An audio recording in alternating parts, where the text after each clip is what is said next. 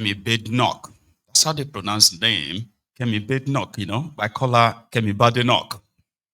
And she has been very much in the news most of the time, especially whenever the news about her goes viral. It is mostly when she poke Nigeria and Nigerians. So the current trending one, as some of you might probably be aware, is that of immigrant this and that in the Western world. It sort of like reality check for so many of us living in the diaspora that all over the world these days, we are having political parties populated by indeed far-right politicians who are building their political careers on immigration this, immigration that, and all that. Kemi Badenoch, a daughter of an immigrant to the UK herself, she's now the leader of the Conservative Party in the UK, the Tories. So whenever she had to tell the British why the United Kingdom needed saving from politicians who have placed more value on immigrants than the real British. So we have them like that building their political career on immigration this, immigration that, all over the world. So to those of you who are proudly supporting criminals in Nigeria, you may wake up one day and you realize that the people that look like you, some are kind of like talks like you, but because they are part of the establishment that's indeed building their career on immigrant this, immigrant that, they will probably may one day wake up and the policy is gone and everybody would have to go back into that contraption. Kemi Badenoch is one of them. So whenever she wants to tell the British society or the British public of how worse and how bad not to run a country, she uses Nigeria.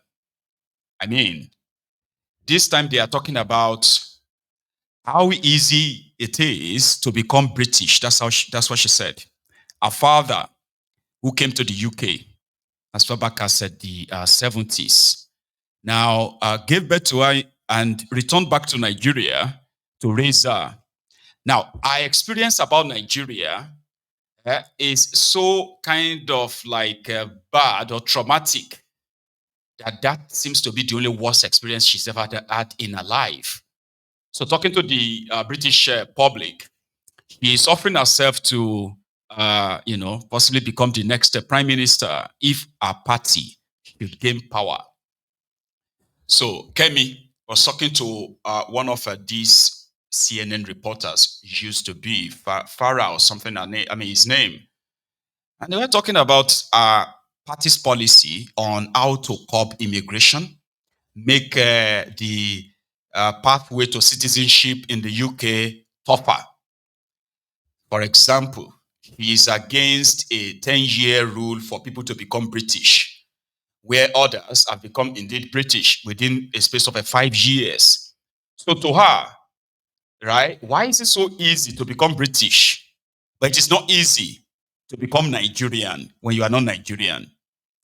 Kemi Badenoch told this reporter that herself being a Nigerian or British, right, she said as a woman that her children, right, this is how trying to convince the British public that your citizenship, pathway to your citizenship is so easy. And a lot of people are taking advantage of that. She has a problem with the Muslims. She has a problem with the Africans. She has a problem with, God knows, except the whites, So to her, she has a solution, okay? In Nigeria, the Nigerian law says any child born of Nigerian parents will automatically be Nigerians. Or if you are a child born by one of your parents is Nigerian, so you're automatically Nigerian. That is what the Nigerian law says. But that's not what Kemi tells our audience, which has now sparked again debate, saying Kemi don't come for Nigerians again. No. But the way she actually said it in a condescending way. Now, the person interviewing the person she was speaking to, right? He himself is also a son of an immigrant in America. Kemi, she's a daughter of an immigrant, also from Nigeria, Africa. So these two kids of immigrants who are now grown anyway, one is the leader of the Conservative Party in the UK, the other one is a journalist. Listen to that chat. Farah. Back now with British Conservative Party leader Kemi Badenoch, who grew up in Nigeria, to talk about immigration and identity politics in the UK. You've spoken a lot about the importance of culture as sustaining a country. And when you look at immigration, you say it's not just numbers that matter, it's where people come from, That's it's right. What they do. And you've had some criticism because people look at you and say, well, wait a minute, she's from Nigeria. So explain what you mean. So I often say that numbers matter, how many people are coming into a country. You have to make sure that when immigration is sustainable, but culture matters more. Certainly in the UK, there is something that people from around the world are coming there to get. It is that system, enlightenment values, equality under the law, freedom of speech, freedom of association, women having equal rights, the rule of law, our legal system. So much of that is what draws people from around the world. It is what has made us a successful country. But if you have large numbers of people who don't believe in those things, eventually your country will change. And not all cultures are equal. Some people may not like to hear that, but cultures where there's child marriage, where homosexuals, gay people are treated, criminally, killed, those are not equal cultures. I will not accept that. Cultures where women are lesser citizens, those aren't equal cultures. But when we have large numbers of people coming in to a country, that does change things. I mean, just today, I had a press conference about this grooming gang scandal, which made worldwide news. And it wasn't about Asian men or even just Pakistani men. It was men from a particular region of Pakistan that was very, very detached even from most Pakistanis itself. They weren't, people from, very little in common with people from Kashmir, a very sort of peasant farming background, isolated in the mountains. And we discovered that the prevalence of them harming children, raping and sexually abusing children was very high. That's a classic example of a culture that's isolationist, not integrating with the rest of the country, and everybody leaves them alone and acts as if it doesn't matter, just leave them to be themselves with whatever activities they're carrying on. And the people who were harmed were women and children. Is it religion or culture? It's culture. It's very, very much culture. And you can see it in many other countries that are Muslim. They don't tolerate this sort of stuff. They don't tolerate this sort of stuff. And I talk about how we are allowing our tolerance to be exploited. We have people pretending, for instance, to be homosexual so that they can claim asylum, and then they go on to get married and have children. They're abusing the laws that we have. We have people who go through false conversions. They come to the parish priest, they're very excited. Oh, these Muslims want to convert to Christianity. They convert so that they can claim asylum and say, if I went back to my country, I'd be persecuted. This is exploitation of a system that was not designed for this sort of thing. So you have to be honest about that. So you say to somebody who's coming from Nigeria and wants to create a little mini Nigeria in Britain. No, that is not right. And Nigerians would not tolerate that. That's not something that many countries would accept. There are many people who come to our country, to the UK, who do things that would not be acceptable in their countries. It's virtually impossible, for example, to get Nigerian citizenship. I had that citizenship by virtue of my parents. I can't give it to my children because I'm a woman. Yet loads of Nigerians come to the UK, stay for a relatively brief period of time, acquire British citizenship. We need to stop being naive, and that's why under my leadership we now have policies to make it a lot harder to just get British citizenship. It's been too easy. It's basically a conveyor belt. We want people who have who want to come to our country to be net contributors, not people who will immigrate and then need welfare, need social housing. That's not right because they haven't paid into the system. So there is a lot that I'm changing on policy that is suitable for the times we live in. We could get away with these things before the era of mass travel, before mobile phones, before small boat crossings. There's just the global mass migration which we're seeing that's very destabilizing. They didn't have that in the 80s and the 70s and the 90s. We need rules that work for today. Kemi Badenoch, Pleasure to have you on. Back now with British. You heard that clearly. I mean, our position is, at least, she's British. She's not claiming Nigerian anywhere. And our own personal vision for Britain is to stop the abuse of the citizenship system. So good luck with that. A lot of them have indeed, right, built their own kind of like their political stand on this. So Kemi Badenoch's own is just so a little bit kind of like awkward. So whenever she, for instance, right, is more specific about those who are finding it difficult or intentionally not interested as well. Valid point. You cannot be running away from Afghanistan because they want to kill you, right? Only because you are gay or you are homosexual. You are running away from a place where they wanted to kill you. Then you came into the UK, right? And then you become seek asylum, get citizenship, only for you to be traveling back to this Pakistan, traveling freely back to this, and that won't even be an issue, but they are more or less like creating that same cultural stuff they ran away from. They wanted that reenacted here in the UK. So we have seen that. We have seen people who have taken advantage, like abused the welfare system. But do you know something? Where people believe that whenever they politicize these things, it's not because they actually wanted any real solution. Because at the end of the day, you realize that there are people who are taking advantage of they're taking advantage of the system, right? But when it comes to the welfare, the real people that are taking advantage of the welfare system, in fact, the real benefactors of the welfare system are real British whites. But you see that particular part where they believe that immigrants are coming in to take from that welfare system, that too is not wholly true. As an immigrant, to be on the pathway to citizenship is very, very expensive.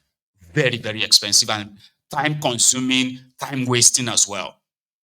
For many of us who have taken this route, nobody can look us right in the face and say, we are grifters, we are chancers, we want to take advantage of the system, because there's no chance of you taking advantage of the system. It is the system that is taking advantage of us. But wherever the concept of, immigrants are this or that coming from is mostly false, right? However, there is also, there are reasons for concerns. Now, giving an example, I am from Nigeria.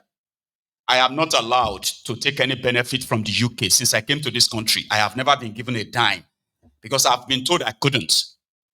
Do you understand? So, and this country has taken, thousands of pounds sterling from me simply because I'm living in this country. So it wasn't free. And I believe that the majority actually suffered that. So me from that Nigeria, right, I would possibly take a little bit of, a gap away from and say, no, that is not applicable to me. But then going further to prove your point and say citizenship in Nigeria, I don't know what it takes to get citizenship in Nigeria. Like, I am from the place. My parents are from the place, so I'm automatically one. My children will be one. The law of Nigeria says my children, even if they are mom, I've got Scottish, British children as well. My British children, by the virtue of me coming from that contraption Nigeria, they're automatically Nigerians too. Kemi should know that. But somehow, that won't sound well for whatever it is that she wanted the public to hear about Nigerians. We've had instances where she had used Nigerians as bad examples in this country, just to push her point. And that is where people from Nigeria are always like, what is wrong with you? Like, for real, what is wrong with you? If you find Nigerians on any of these grifting or taking advantage of the system in this way, maybe they are just going to be like a fraction of them. But what do I know? So people have been reacting because of that. And they are not reacting because of agenda or whatever it is she's pushing for the UK. All right? They are reacting because she lied. No, you don't have to lie. So Kemi Badenoch's children, they are British, of course. And guess what? They are dual citizens as well. They are Nigerians too. And Kemi should know that somebody who wants to be the prime minister of the UK, that is not a very good example to use. Now, if you now go ahead and say, listen, oh, it is very difficult. I understand that it is very difficult to get Nigerian visa. How many of you know that? Nigeria, we say Nigerians where they sleep for embassy all over the place. And you are like, man, Nigeria happen to be top 5 countries with the most difficult visa conditions and visa what have you to get the Nigerian visa from any part of Nigeria. I mean, Nigerians deny Americans visa. They refuse British visa, Nigerian visa, right? So, however, I don't know what it takes to become citizen of Nigeria, and I don't know if it is difficult for somebody whose parents are never from Nigeria, right? And I don't know if you live in Nigeria, I'm sorry, if you were born in Nigeria, if that gives you automatic citizenship like in the US. I don't know. But that particular part where he categorically said his own children can't be Nigerian simply because no, that's not true. Because what Kemi is pushing then is likely going to be, listen, even if your partner is British, not only that it will become difficult for you to actually become citizen, which will allow you to actually do things that will benefit and what have you of your family here. So if Kemi becomes prime minister of the UK in the future, he probably can push and say, listen, that you have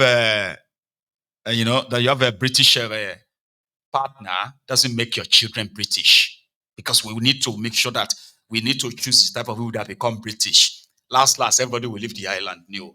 And that won't be a bad idea. It should, in fact, be a motivator if the person that is going to make all of us get to realize that this is not our place. And even if you have their citizenship, they may come up one day and some people say that is impossible. I'm like, hey, okay. But characters like this and the people they are trying to impress, okay, they would not find it difficult to throw you and I under the bus. Conversations like that comes up later with policies that have so much like power. And if she, as the daughter of an immigrant to the UK, is seen as being like fit for the job, so you and I may end up having to begin to look at what we support back in that contraption. Because now all of us will end up there. Because if you don't, probably you end up in a concentration camp, or they will just pack all of us who refuse to and send us to somewhere to go and fight war. I'm just saying all these things because these days, the way things are moving, Baba, it is ideal for you to not pretend that you don't know. Kemi Badenoch, the future prime minister of the UK, and what she can do, and how that can affect you. So if you are still supporting APC, in that contraption, supporting the rogues who are making the whole place like unlivable enough that many people really want to jump and leave, even where you run to, sooner or later, there are those who are already concerned, worried and complaining about the number of us coming into their country, even when you are not getting anything in their country for free. So last, we would have to go back and face our worst nightmare or our worst fears, our oppressors. Just make us talk that one though. It may not be now. It may not be now. It may not be tomorrow. But characters like this will not shock me if I wake up and their policy says, hey, whatever we agreed to with you is no longer effective. We are changing it. And the easy targets are mostly Africans. You see the kind of bond and the kind of like roots that these Asian Islamic countries or what have you have in this country. We don't. And the one that look like us is very much like, no, we shouldn't be here. Go back to where you come from Kemi Badenoch. That is not just the rider for tonight. I don't know how many of you have been reading the latest from Nigeria. A few weeks ago, we saw Ahmed Dati, Ahmed Baba That's, I don't know, like, I know what I'm talking about. This was, I'm sorry, this is Peter Obi's running mate in 2023. A lot of people have been asking questions. Where is he? Until a few weeks ago when he showed up on Arise, I think. And he started talking, not a few weeks ago, rather. So, and he was talking about their coalition. He